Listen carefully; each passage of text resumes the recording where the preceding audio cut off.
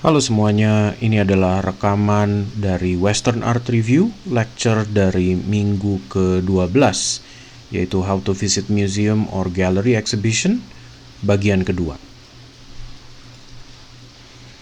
Apa yang bakal kita bahas di kali ini adalah 5 hal. Pertama, masalah interpreting art, dan bagaimana cara mengartikan atau melihat gitu ya, dan menerjemahkannya dia. Yang kedua adalah membaca bahasa visual atau semiotikanya. Yang ketiga adalah reacting to art atau bagaimana caranya bereaksi ke sebuah karya atau sebuah pameran. Yang keempat adalah tentang katalog atau e-katalog yang seringkali sekarang sudah banyak ya di setiap pameran. Dan yang kelima adalah contextualizing exhibition atau membaca konteks sebetulnya, atau memposisikan satu karya atau sebuah exhibition dalam sebuah konteks yang diperlukan.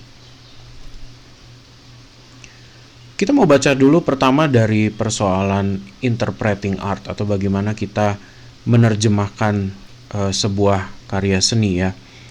Jadi saya yakin akan sangat umum rasanya ke banyak orang ya, terutama seperti kita di Indonesia itu kan bukan budaya orang yang pergi ke museum dan galeri gitu. Jadi pasti akan ada banyak banget rasa insecure ketika kita datang ke galeri dan museum. Rasanya kita out of place gitu ya, atau kita tidak berada di tempat yang kayaknya kita tahu menau gitu tentang semua yang ada di sekitar kita. Tapi itu normal. Semakin banyak kita melatih diri dan semakin tajam intuisi kita, maka semakin cepat juga kita bisa membaca gitu ya.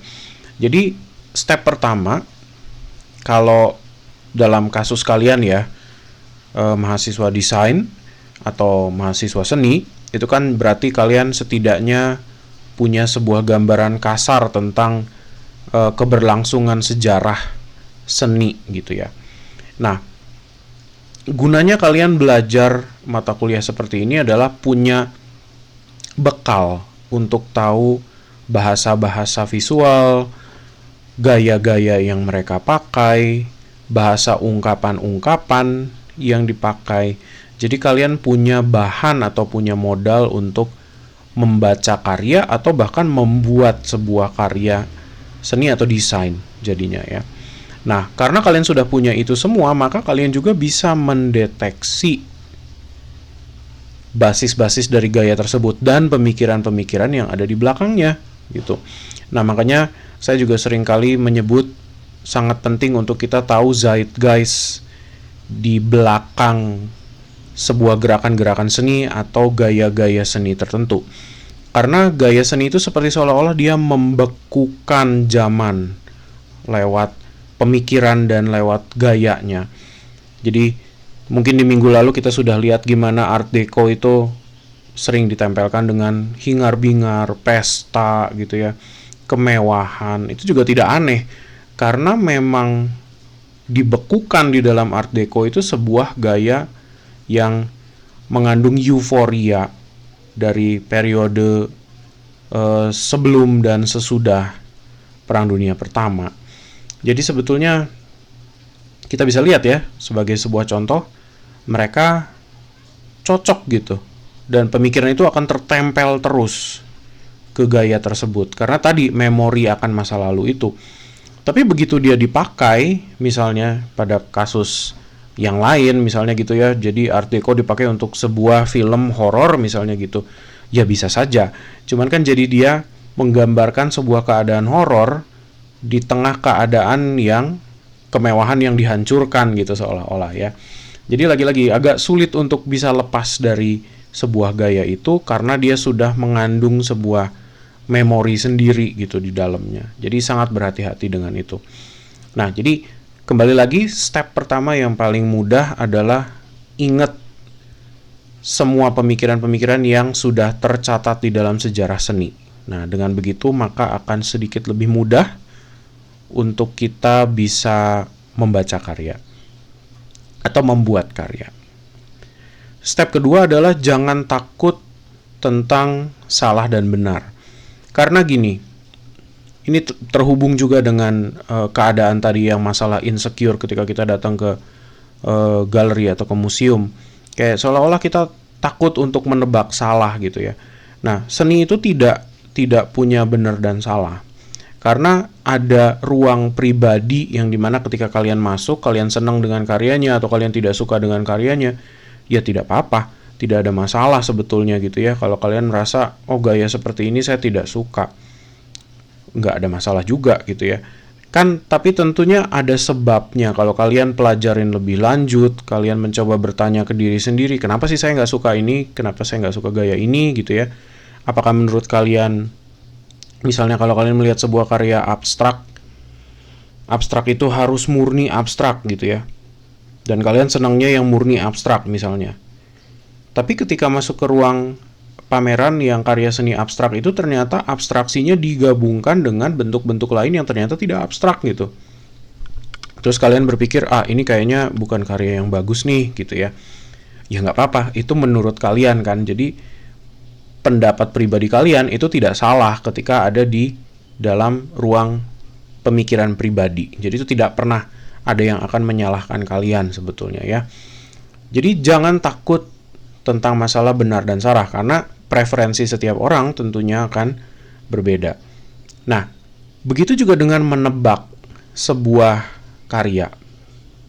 Jadi, kalau kalian mau mencoba menebak sebuah karya, kalian boleh saja langsung misalnya mencoba menebak gitu ya, tanpa mempelajari tema pamerannya, tanpa mempelajari si seniman itu seperti apa orangnya, dorongan dia berkarya itu seperti apa gitu ya. Ya nggak apa-apa juga. Tapi ketika kalian sudah dikasih sebuah konteks atau kalian sudah diceritakan gitu background story dari si senimannya, statement dari si senimannya sendiri, karyanya bikin apa. Nah, dari situ kalian lebih punya kemampuan untuk berpendapat yang lebih tajam sebetulnya gitu ya. Karena setelah kalian mendengar semua informasi tadi, ternyata kan ada sebuah justifikasi juga dari senimannya ya, gitu. Nggak bisa begitu saja lantas kalian, enggak ini pasti salah gitu ya. Jadi kalian boleh pertimbangkan tadi gitu, semua hal tadi dari statement si senimannya, dari tema pamerannya, dan lain sebagainya. Kalau pada ujungnya kalian ternyata masih tidak suka dan tidak setuju, ya tidak ada masalah gitu ya. Yang penting kalian udah ngerti dulu apa yang mereka coba sampaikan. Kalau memang ternyata bukan untuk selera kalian, sama sekali nggak ada masalah gitu ya. Nah, jadi jangan takut juga untuk mencoba membaca, menginterpretasi, dan menebak. Meskipun kalian udah baca atau misalnya belum baca juga nggak apa-apa, silakan. Tapi idealnya kalau untuk tugas yang saya berikan atau untuk kalian mau mencoba menelaah lebih objektif ya, coba baca dulu statementnya, pelajarin dulu senimannya seperti apa, lihat tema pamerannya. Dari situ kalian akan punya kemampuan untuk menebak masing-masing, mau itu konteks, mau itu pesan dari karyanya secara lebih objektif gitu ya. Nah, perhatikan juga, saya sudah pernah bilang bahwa ada kuratorial text biasanya di setiap pameran itu yang bisa dibaca,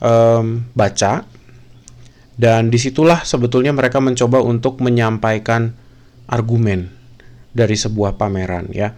Jadi tentunya belum tentu juga setuju gitu ya dengan pendapat dan sudut pandang kalian. Bisa jadi dia mengkritisi, bisa juga dia menantang atau dia mencoba untuk menggulingkan sebuah kebiasaan. Sangat mungkin dan sangat umum di dunia seni, jadi jangan merasa aneh gitu ya.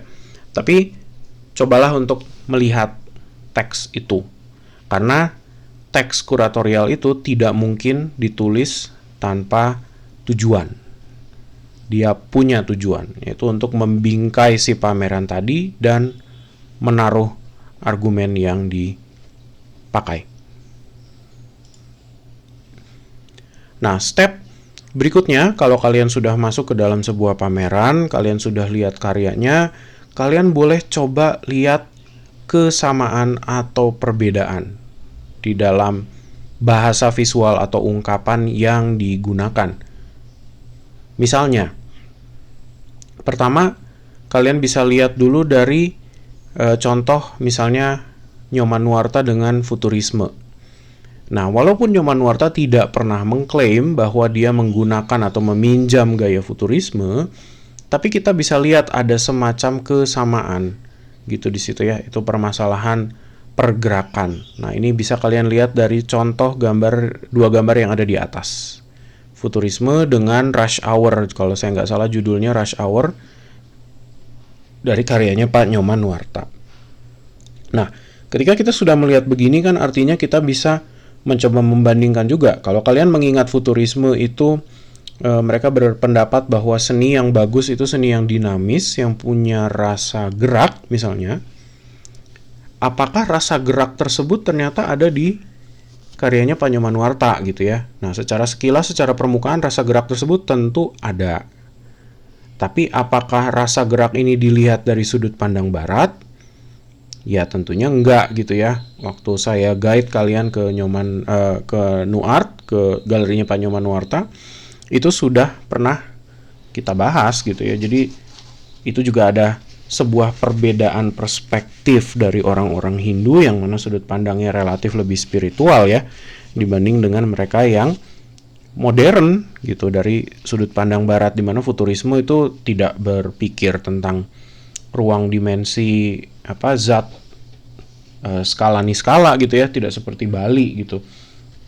Nah, jadi kesamaannya ada tapi juga ada bedanya gitu kan ya di sini. Nah, itu yang kalian bisa coba jadi bahan pemikiran tuh, kenapa dia berbeda dari antara dua ini dan kenapa dia meminjam, atau mungkin pada level apa mereka sama gitu ya. Itu hal yang bisa jadi coba untuk dipertimbangkan lagi gitu.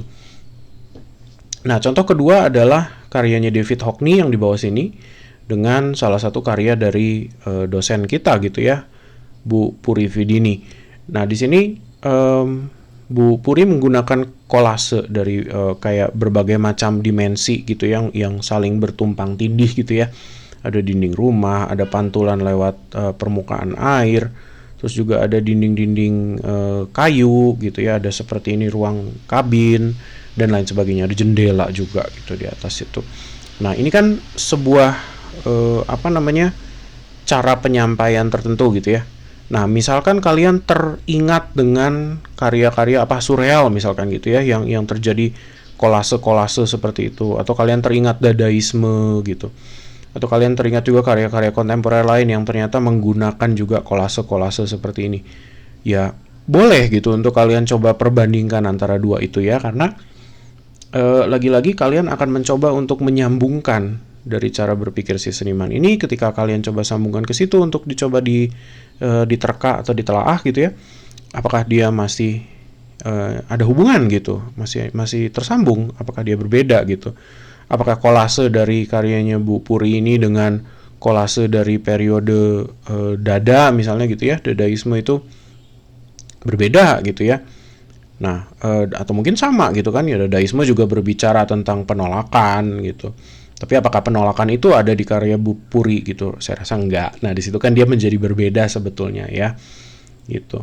Nah, tapi kalau kita coba cek lagi apakah ada kesamaan misalnya dari karyanya David Hockney dari kira-kira tahun 70-80-an itu, kalau kita bandingkan ke karya-karyanya Bu Puri misalkan gitu ya. Nah, David Hockney itu secara tidak sengaja juga dia menggambarkan seringkali ada sebuah skenario-skenario, bisa jadi pinggir kolam gitu ya, bisa jadi dinding-dinding rumah yang dimana dia gambarannya itu bisa terlihat seperti, bisa kita bilang liminal gitu. Jadi dia seringkali ada zona-zona yang tidak terlihat seperti suasana sehari-hari gitu ya, seperti dia berpindah gitu menuju satu dimensi yang lain atau enggak gitu ya. Nah, liminalitas itu juga jadi sesuatu yang mungkin menarik dibahas gitu. Nah, kalau kalian merasa bahwa liminalitas itu ternyata ada dari keduanya, nah kalian bisa pinjam gitu ya untuk dibicarakan atau didiskusikan, dibincangkan di dalam draft pameran kalian gitu, atau di konsep-konsep di dalam karya yang kalian bikin nanti gitu. Jadi dari tadi yang saya udah contohin ke kalian, yang sebetulnya cukup dominan adalah mulai dulu dari analisa visual atau visual analisis ya. Jadi ini yang saya coba tulis di sini. Jadi metode pertama yang bisa kalian pakai adalah visual analysis. Pertama, lihat dari gaya visual dan bahasa visual yang dipakai gitu ya. Kalau gaya itu kan ya seperti gaya Renaissance, gaya Barok, gaya apa. Tapi kalau visual language itu lebih kayak ungkapan apa sih yang mau dia coba pakai gitu ya. Nah itu boleh coba kalian tebak gitu ya, karena memang di sini yang kita coba tajamkan adalah intuisi itu gitu. Kalian mencoba untuk menebak. Jadi saya nggak bisa menggait kalian langsung ini dibawa ke sini, ini dibacanya sebagai apa gitu, karena dengan begitu saya membatasi kemampuan kalian untuk berintuisi gitu ya, untuk mendeteksi sesuatu. Dan jangan takut karena intuisi itu akan berkembang gitu. Semakin sering kalian lihat, semakin banyak karya yang kalian lihat, pameran yang kalian lihat, maka semakin tajam juga intuisi kalian. Jadi kalau kalian baru punya pengalaman lihat karya seni 2 minggu atau 1 semester ini, ya tentunya akan beda gitu cara baca kalian dengan cara saya baca yang mungkin saya udah lihat banyak karya selama 10 tahun misalnya gitu ya. Tapi nggak apa-apa, bukan masalah benar salah lagi-lagi ya. Terus kedua, ketika kalian sudah berhasil mendeteksi dari bahasa visual dan ungkapan tadi, coba pikirkan bagaimana si pesannya itu bisa terhubung, jadi sama atau berbeda. Kayak tadi kan saya coba jelasin ya masalah liminalitas di David Hockney dengan karyanya Bu Puri misalnya. Apakah ada di situ atau ada perbedaan antara keduanya? Nah, itu yang kalian boleh coba bandingin. Oh, kalau David Hockney dia tidak mencoba membawa kalian larut lebih dalam misalnya gitu. Kalau karya Bu Puri ternyata lebih kental, mencoba menarik kalian masuk ke dalam. Nah, itu boleh berpendapat ya. Jadi tidak ada masalah di situ. Terus kalian juga bisa yang poin ketiga mencoba membandingkan apakah dari karya seni itu yang mana yang lebih tua, yang mana yang lebih baru gitu. Nah, apakah yang lebih baru itu mencoba untuk merubah yang lama? Atau malah yang lama ternyata fundamentalnya jauh lebih kuat daripada yang baru? Nah, itu sangat-sangat mungkin ya untuk diterjemahkan seperti itu gitu. Nah, yang keempat adalah cara tradisional untuk membaca analisa formal atau visual bentuk gitu ya. Jadi ya boleh silakan dicoba dibaca analisa secara bentuk aja, langsung secara komposisi gitu. Ada rasa berat di mana, ada tekanan di mana, ada warna apa yang menarik perhatian gitu kira-kira ya. Itu semua yang kalian boleh coba sambung-sambungkan di situ gitu ya. Nah, saya perlu ingetin lagi bahwa seni dan desain itu selalu saling meminjam dari antara satu dengan yang lain. Maka tidak aneh ketika cara berpikirnya bisa jadi terhubung gitu, dan caranya untuk kalian menyambungkan dan membaca adalah dengan berkonsultasi kembali ke banyak sejarah-sejarah gaya seni dan pemikirannya gitu ya. Jadi memang mata kuliah ini di fungsinya adalah untuk itu, digunakan untuk itu. Oke, berikutnya ada membaca semiotika. Nah, semiotika ini yang saya coba tunjukin di sini tentunya hanya semiotika pada level permukaan ya. Saya nggak mau masuk terlalu dalam karena semiotika itu sebetulnya dia sebuah sistem bahasa gitu, sistem membaca struktur dan menciptakan makna lewat bahasa gitu ya. Tapi bahasa juga kan kita bukan hanya bahasa yang kita omong dengan mulut, tapi juga bahasa visual gitu ya, itu kan ada. Nah, saya sih mungkin pakainya yang paling simpel aja, yaitu yang punya De Saussure misalnya, Ferdinand De Saussure. Dan dia selalu membedakan antara ada signifier dan ada signified gitu ya. Nah, terus ada juga maka dia menjadi pembacaan yang lebih lanjut gitu ketika kalian sudah tahu bagaimana cara membedakan antara signifier dan signified ini. Nah, tidak semua hal bisa dibaca lewat semiotika ya, tentunya ya. Karya seni abstrak tentunya ya semiotikanya semiotika rasa doang gitu kan. Jadi nggak bisa dibaca dalam sebuah artian yang diciptakan oleh budaya gitu. Jadi konsep-konsep seperti benar salah gitu kan, berdosa dan suci gitu, itu tidak bisa diciptakan lewat itu kalau kalian membaca karya seni abstrak misalnya gitu ya. Coba kita lihat dalam contohnya. Nah, kalau kita ngomong sebuah signifier gitu ya, atau penanda. Jadi saya mau pakai contoh misalnya apel buah apel gitu ya. Dengan kalian dengar saya nyebut apel, itu kan kamu mendengar suara saya nyebut apel. Jadi signifier yang tengah ini, ketika kalian dengerin lecture ini, ketika saya bilang apel, maka dia keluar dalam bentuk auditory ke kalian atau dalam bentuk audio, nyampe ke telinga kalian ya. Nah, ketika nyampe ke telinga kalian, mungkin kalian akan membayangkan sebuah benda atau sebuah buah apel. Maka di kepala kalian muncul sebuah gambaran apel.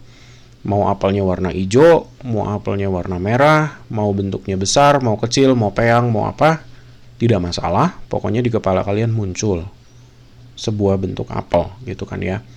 Atau bisa juga kalian ditunjukin sama orang buah apel tanpa dia nyebut apel, maka kamu juga sudah nangkep gitu kan ya, artinya bahwa buah apel yang ditunjukkan ke kalian itu mungkin mau dibeli sama dia misalkan gitu ya. Terus kalian juga pernah misalnya membaca di majalah atau surat kabar atau apa tulisan apel gitu, jadi kan APPLE gitu kan ya tulisannya ya.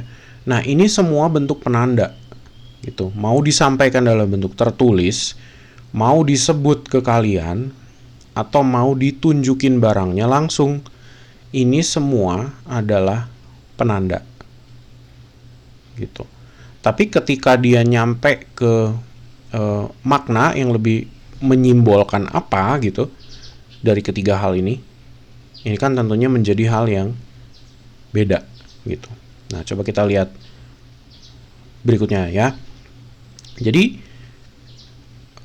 makna itu tidak selalu stabil, dalam artian gini, kalau misalnya saya nunjukin kalian buah apel aja sebagai buah apel tanpa ada konteks lain, jadi yang paling kiri ini, maka kamu hanya membaca dia sebagai buah apel, ya sudah gitu, tidak ada apa-apa lagi di luar itu sebagai buah apel gitu. Dia hanya ditunjukkan buahnya tok, tidak ada background, tidak ada apa-apa gitu ya. Waktu kalian ditunjukin buah apel ketika konteksnya adalah Taman Eden misalnya gitu, di cerita mitologi penciptaan dunia gitu ya, dari mitologinya Kristen, maka ketika kalian dengar atau lihat atau baca buah apel misalkan gitu, maka kemungkinan besar kamu mengartikan dia sebagai kemungkinan dosa dan sebuah cobaan atau godaan gitu kan ya. Tuh, jadi itu yang kenapa saya maksud makna itu menjadi tidak stabil waktu dia disebut sebagai apel dalam konteks ini, maka dia berubah gitu ya. Nah, berikutnya lagi, kalau kalian ditunjukkan sebuah apel warnanya hijau dengan ada minuman tuh di situ sebelahnya dengan background belakang hijau juga. Nah, makna yang dikeluarkan oleh penanda tadi kemungkinan besar adalah ini masalah kesehatan gitu. Jadi kalau minum apel itu sehat gitu ya. Atau minum apel ini untuk mendapatkan kebaikan dari kesegaran gitu. Kalau misalnya buahnya sebegitu freshnya kamu minum atau makan, itu dia menjadi baik gitu ya untuk tubuh kita, misalnya nutrisi atau apa. Nah, seperti itu jadi permasalahan dari penanda dan petanda tadi gitu ya. Nah, maka boleh coba dipikirin lebih lanjut gitu ketika kalian membaca sebuah karya, apakah ini dibaca sebagai diartikan sebagai sebuah makna tertentu gitu ya. Kalian harus bisa mencoba menerka gitu si penandanya apa, si petandanya apa. Seperti itu. Nah, saya perlu ingetin juga karya-karya yang biasanya sifatnya dia punya simbol gitu ya, sifatnya kriptik gitu, jadi perlu kamu pecahkan dulu teka-tekinya. Nah, itu kemungkinan besar biasanya karya-karya yang bisa dibaca secara semiotik. Tapi karya yang seperti abstrak dan lain sebagainya itu biasanya jangan coba untuk dipikirin begitu, karena cara bacanya bukan begitu ya. dia sulit gitu untuk kamu mengartikan, oh ini artinya mobil gitu. Itu akan sangat susah. Biasanya dia hanya rasa abstrak seperti yang saya pernah bilang ya, hanya rasa gerak, hanya rasa tekanan, hanya rasa ditarik dan lain sebagainya. Cuman begitu-gituan aja. Sebuah sensasi yang sifatnya abstrak gitu ya. Oke, berikutnya kita coba bahas tentang bagaimana caranya bereaksi ke sebuah karya. Nah, hari ini banyak sekali kasus-kasus yang orang-orang yang sebetulnya tidak tahu cara baca karya seni gitu ya. Terus terlalu cetek dan terlalu dangkal untuk mencoba membaca karya dan sudah keburu terpancing dan marah-marah biasanya gitu.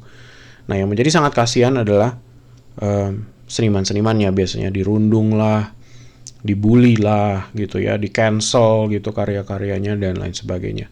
Jadi memang kenapa karya seni dan ngunjungin galeri dan museum itu seringkali tidak dikunjungi oleh orang-orang yang kalangan-kalangannya bawah, karena memang mereka tidak punya kebutuhan untuk kesenangan untuk berpikir gitu ya. Jadi itu seringkali memang sudah naturnya begitu gitu. Jadi ketika mereka ditunjukkan karya-karya yang mungkin sedikit lebih berat, maka biasanya mereka mengartikannya dan membawanya ke hal yang mungkin tidak seharusnya dibawa ke sana gitu ya.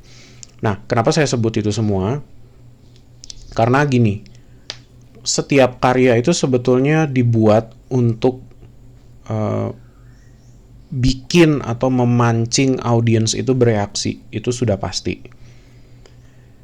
Ya, saya ngomong begini untuk karya yang serius dibikin gitu ya. Jadi kalau karya kalian yang masih lagi belajar misalnya gitu, ya belum tentu akan punya kemampuan untuk memancing reaksi itu dengan kuat gitu ya. Tapi mereka yang udah desainer yang betul-betul sudah mapan misalnya gitu, seniman yang betul-betul sudah matang gitu ya, mereka akan punya ketajaman itu untuk mencoba memancing reaksi dari audiens. Nah, saya mau ingetin dulu untuk pertama kali, tentunya kalian boleh setuju dan tidak setuju, tapi jangan mengejek senimannya, jangan merusak karyanya gitu, apalagi sampai mencoba melakukan tindak-tindakan yang sifatnya destruktif gitu ya. Jadi seni itu seringkali dipakai memang untuk berdebat, tapi ketika kalian tidak setuju, ya silakan aja direspon dengan cara yang masih beradab gitu. Karena memang seni itu ada di ruang peradaban gitu ya, gimana pun juga kita melihat bagaimana manusia bereaksi.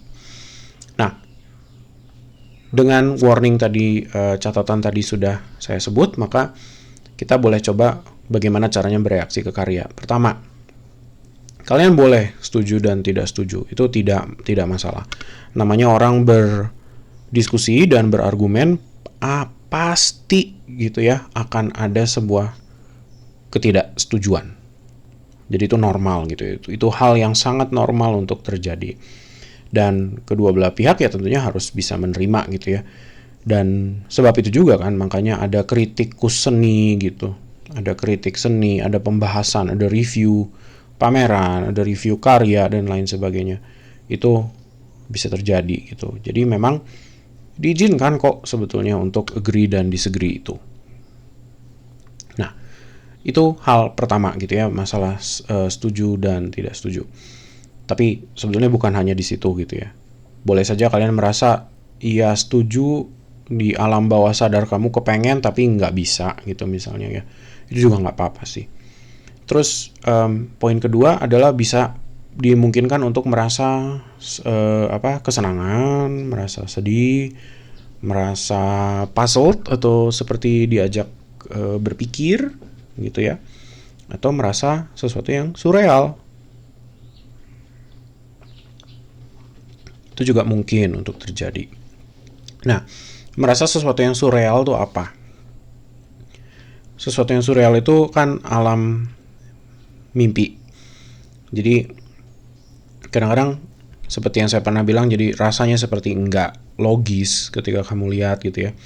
Misalnya kalian melihat sebuah pemandangan pantai dengan ada satu bilah bola mata yang besar yang mengambang di atas airnya, di atas permukaan airnya misalnya gitu ya. Itu menjadi surreal gitu kan ya. Karena Kapan sih kita bisa lihat bola mata gede ngambang di atas air gitu kan, kayaknya nggak ada gitu ya.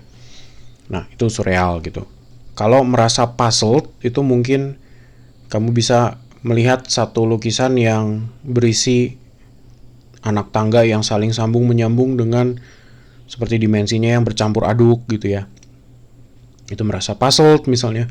Kamu merasa juga jadi ada di mana sih ini gitu ya. Nah itu kan sedikit-sedikit menyentuh tuh, mau dibilang surreal bisa, mau dianggap kamu harus berpikir juga bisa gitu ya.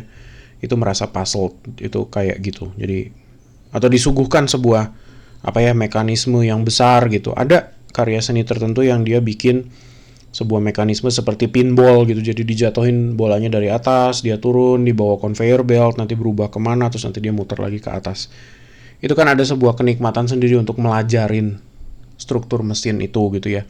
Itu juga bisa mengajak kita masuk ke ruang puzzle seperti tadi itu. Sedih juga mungkin gitu ya, apalagi kalau misalnya melihat lukisan atau dokumentasi karya fotografi misalnya, mereka yang hidupnya di bawah garis kemiskinan misalnya gitu ya, merasa terenyuh waktu kita melihat itu, ya itu sangat mungkin. Merasa senang juga bisa gitu ya, banyak karya-karya yang sengaja dibikin seperti pop art, semuanya terlihat hingar-bingar, berwarna, semuanya ceria, penuh dengan canda tawa misalnya gitu ya, yaitu mungkin saja gitu dibawa ke sana. Tapi apakah dia jujur gitu dalam menyampaikan rasa kesenangan itu? Bisa jadi aja dia sinis gitu kan, kita nggak tahu ya. Nah itu tugas kalian untuk mendeteksi di situ. Terus 3, merasa appalled atau repulsed. Nah ini yang bikin marah ya sebetulnya ya gitu. Jadi katakan misalnya bayangkanlah ada sebuah pameran yang senimannya itu pro dengan katakan gerakan gay dan lesbian misalnya gitu ya. Jadi ketika kalian masuk ke dalam pameran itu, kalian melihat gambar-gambar yang buat kalian kayaknya repulsif atau menyebalkan atau menjijikkan gitu ya buat kalian. Ya kalau kalian nggak kuat ya sudah gitu, maksudnya tinggalin aja, nggak apa-apa, nggak usah masuk gitu ya. Tapi kalian bisa juga bereaksi untuk mencoba mempelajari gitu kan, jadinya ya apa sih yang bikin karya-karya ini kayaknya terlihat bikin mereka ini gitu ya, apa menarik gitu misalkan. Setelah kalian pelajarin semua dan ternyata kalian saya tetap nggak suka, ya sudah gitu, nggak apa-apa gitu ya. Nah tapi kalau kalian udah sampai pada titik dimana kalian merasa marah, coba pelajarin juga rasa marah kalian gitu, karena belum tentu marah itu langsung otomatis harus di cancel dan harus dirusak gitu ya. Karena seringkali mereka mencoba untuk melakukan itu supaya orang ikut berpikir gitu. Ya contohnya kan waktu kita lihat kemarin tuh banyak orang-orang yang pecinta lingkungan yang tiba-tiba mengelem tangannya ke lukisan-lukisan mahal gitu yang ada di museum gitu ya, atau Mona Lisa yang coba disiram dengan kaleng sup tomat gitu ya. Itu kan juga kita ngelihat berita begitu aja kan kayaknya bikin kita marah gitu ya, kadang-kadang apa-apaan sih gitu ya. Nah tapi kan boleh dicoba untuk dipelajarin gitu di belakang itu, kenapa sih saya berpendapat begini atau saya bersikap marah gitu misalnya ya. Itu sangat mungkin untuk coba dipelajarin. Nah itu kemungkinan besar biasanya karya seni yang seperti itu malah penjajakannya bukan di karyanya, tapi malah di dalam diri kalian sendiri gitu. Kadang-kadang malah begitu gitu ya. Kenapa sih saya nggak bisa menerima itu? Atau ternyata setelah kalian melihat karyanya malah kalian bilang, oh iya ternyata benar, harus saya malah menjadi lebih kuat pendapat saya gitu misalnya. Oh ya sudah, nggak apa-apa gitu. Jadi lagi-lagi bukan masalah mencoba untuk merubah kamu ya, tapi tentang jadi mengenal diri kita sendiri juga gitu. Ketika kita melihat karya seperti itu, apakah dia karya-karya yang sifatnya jadi membuat kita bereaksi gitu kan ya. Nah marah itu kan juga reaksi gitu sebetulnya. Keempat, bisa mesmerize atau captivated. Nah ini karya yang mungkin kalau kalian lihat tuh langsung kalian terpaku gitu ke karya itu, kayaknya seneng ngeliatin di situ ya, bisa diem setengah jam ngeliatin itu doang gitu. Itu sangat mungkin gitu ya. sebuah lukisan yang misalnya subjeknya seorang perempuan atau laki-laki gitu ya, misalnya yang ganteng banget, yang cantik banget, itu kan mungkin aja gitu membuat kita mesmerize gitu ya.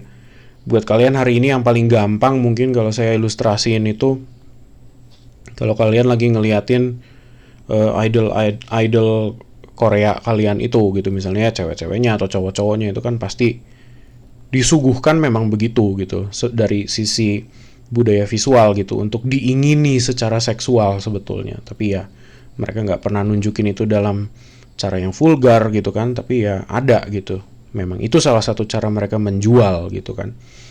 Nah ya, karya seni yang seperti itu kalau sampai kalian udah suka banget juga kan, ya mungkin aja bisa jadi rasanya pengen dibawa pulang gitu ya. Kalau kalian kuat ya beli aja gitu, nggak apa-apa sih.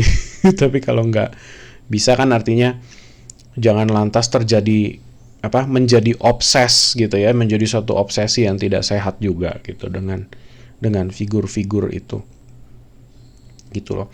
Jadi sangat-sangat boleh gitu ya kalau kalian suka dengan karya-karya itu gitu, bisa marah, bisa senang, bisa segala macam. Banyak sekali spektrum rasanya gitu ya sebetulnya, jadi butuh sebuah contoh dulu.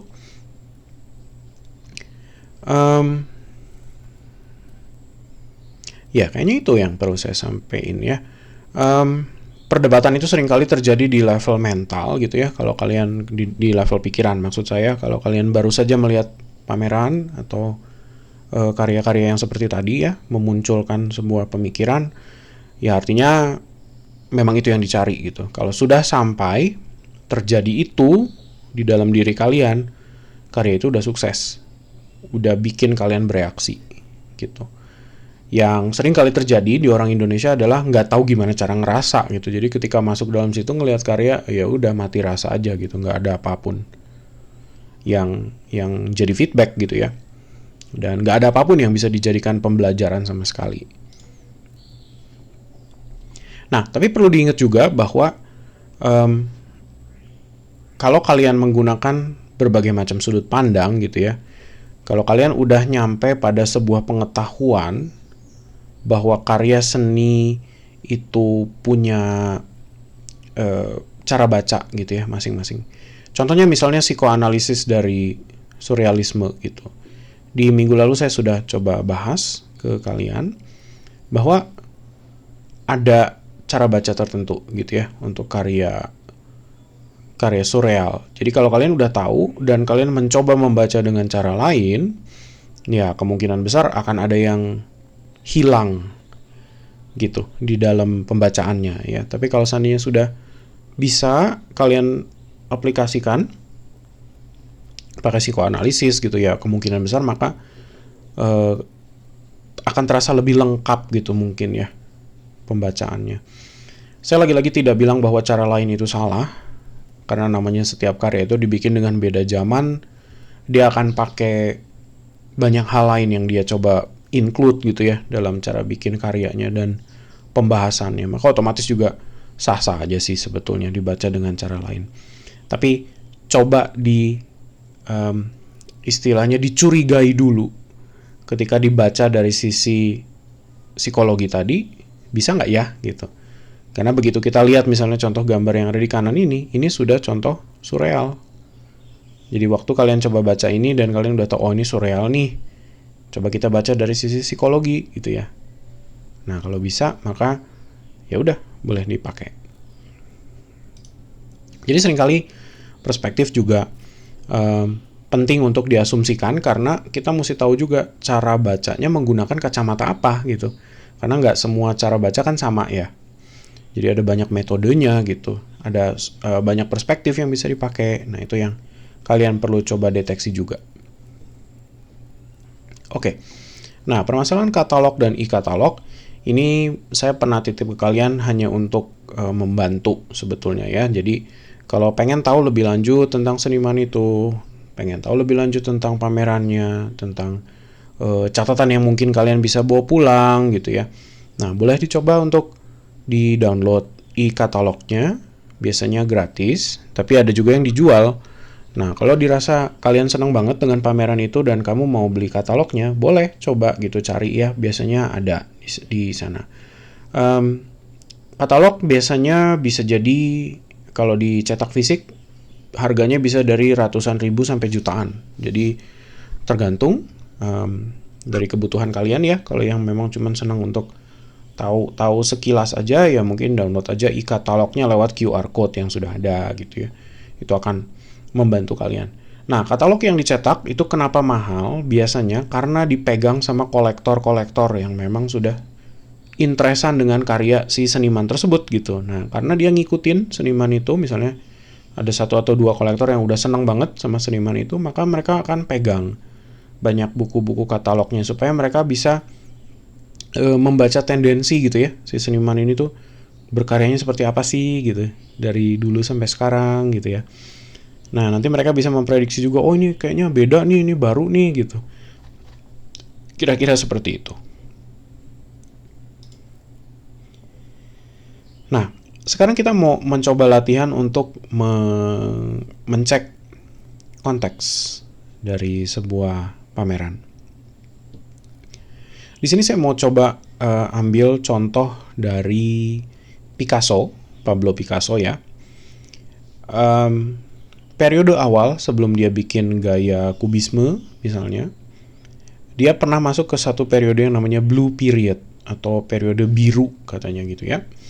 Jadi ini memang kalau kita coba pelajarin, maka dia nanti backstory-nya akan kelihatan gitu ya.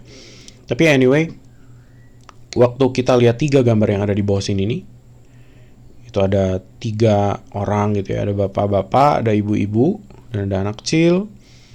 Terus ada seorang peminta-minta yang lagi punya gitar nih di sini lagi main. Terus udah gitu ada juga seorang yang lagi duduk, cuman pegang roti sama cuman punya itu satu jug air gitu ya.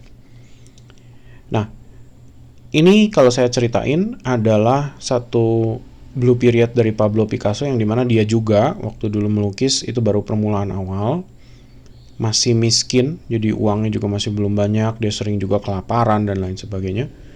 Dan subjek-subjek yang dia sering kali bisa lukis adalah beggar, drunks, dan peminta-minta gitu ya, orang-orang miskin dan penyakitan, kira-kira gitu. Jadi di sini kita bisa lihat kenapa dia menjadi biru semua juga karena dia berekspresi tentang mau itu rasa dingin, mau itu rasa sebuah ketidakpedulian misalnya gitu ya, karena ya dunia memperlakukan orang secara dingin gitu kan maksudnya. Tapi juga orang-orang ini bikin kita terenyuh gitu ya, karena kaum miskin gitu bisa juga diartikan sebagai human suffering, tapi juga gitu ya, penderitaan manusia.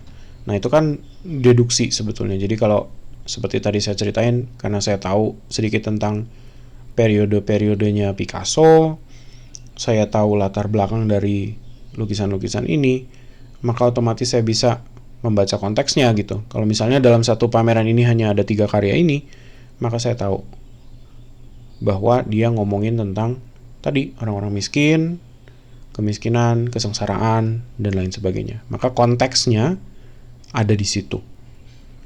Waktu kalian ngelihat pameran ini, maka udah tahu, oh ini auranya secara keseluruhan adalah bicara tentang human suffering. Oke. Di sini kita bisa lihat lagi juga gimana kita mendeteksi konteks gitu ya. Nah, di sini tentunya 3 poster yang saya ambil ini ngomongin tentang environmental sih sebetulnya ya. Dari semua yang ada, kalian boleh coba cek dari bentuk visual yang ada dan semiotikanya. Jadi lampu yang ada di sebelah kiri, lampu bohlam berisi air, terus ada tanaman keluar dari dalamnya. Terus ada tulisan lights off, green on. Terus juga yang tengah ada es krim, tapi es krimnya yang di atasnya bentuknya bumi. Terus buminya meleleh gitu ya, melting away. Di sini kita bisa baca juga bahwa buminya ternyata seperti diandaikan seperti sebuah es krim yang sedang meleleh karena terjadi pemanasan global misalnya gitu ya. Terus yang sebelah kanan sana ada lights off, life on. Jadi kalau kita tahu bentuk lingkaran ini dengan garis di tengah ini biasanya tombol on gitu ya, on dan off gitu kan. Bisa dipencet sekali dia on, pencet sekali lagi maka dia off. Nah, ketika dia dimatikan, senternya dimatikan, yang tumbuh malah pohon gitu. Jadi kan kalau kita mengurangi konsumsi listrik dan bahan bakar, maka lingkungan hidup bisa kembali untuk mekar atau kembali hidup gitu ya. Nah, itu semua adalah persoalan penanda dan petanda tuh kalau kalian coba ingat lagi gitu ya. Itu semiotika bekerja di sini di dalam desain. Nah, berikutnya ada The Power of Modern Female Gaze misalnya kalau kita mau kasih dia judul seperti ini. Ini kan berbagai macam perempuan yang menunjukkan identitas dirinya gitu. Nah, ini cukup panjang lebar kalau saya mau coba bahas satu-satu. Ini mungkin kita coba bahas di kelas aja nanti ya. Tapi sebetulnya kalau kalian lihat dari yang paling kiri ini permasalahan gaze. Di sini saya sengaja kasih 4 macam dari iklan parfum dan keempat-empatnya punya cara memandang yang beda ke penonton. Yang paling kiri justru perempuan ini mengizinkan audiens untuk melihat dirinya gitu, apa adanya.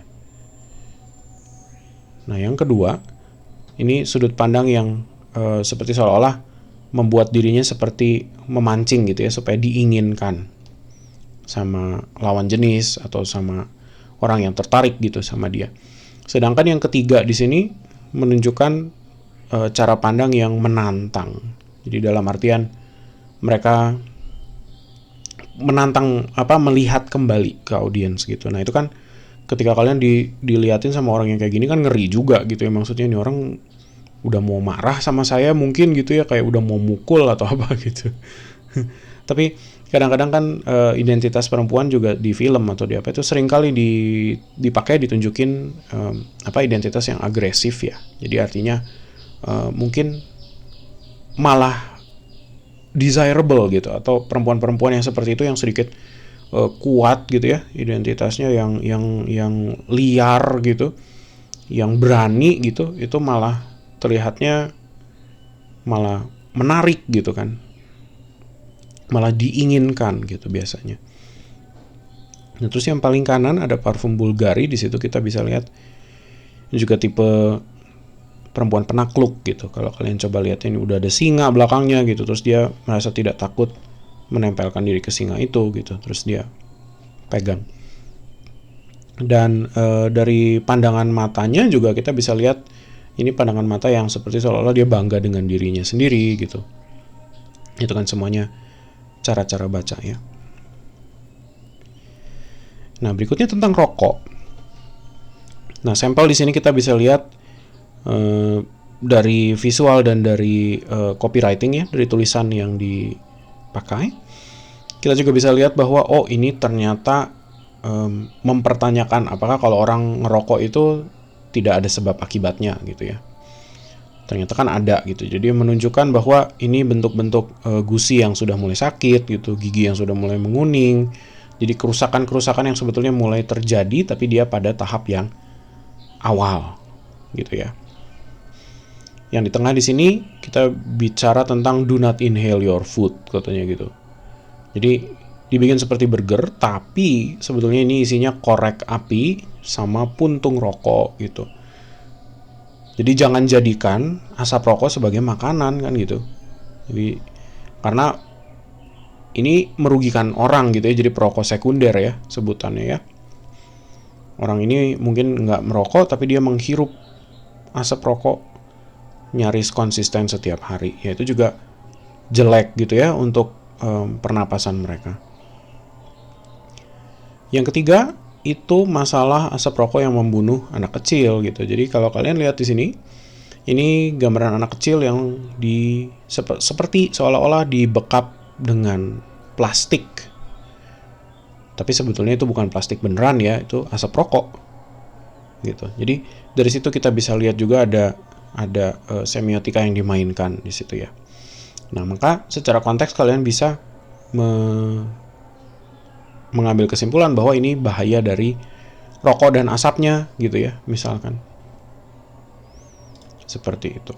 Nah, itu yang mungkin kita bahas hari ini dari secara materi ya. Jadi mudah-mudahan bisa dipakai, dipraktekkan tips-tipsnya kalau kalian mencoba mengingat kembali atau mencoba untuk memutuskan mau melakukan apa untuk ujian nanti.